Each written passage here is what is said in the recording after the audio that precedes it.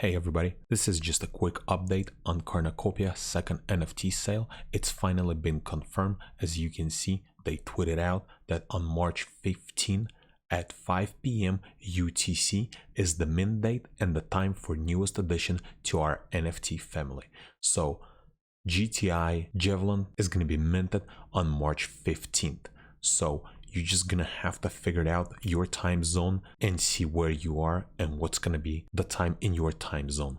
So this is the additional trailer that was released today. I'm gonna play a little part of it.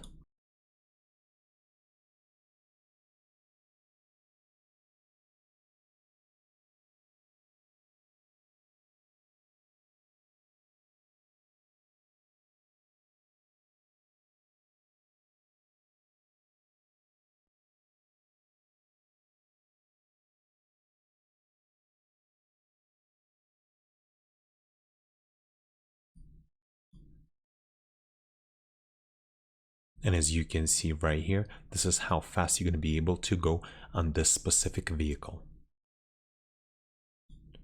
So this time only mint date is announced. We don't know exactly how many they're going to be minting, so the quantity is not available yet. The price also is not available, but according to Discord, it's going to be less than bubble jet.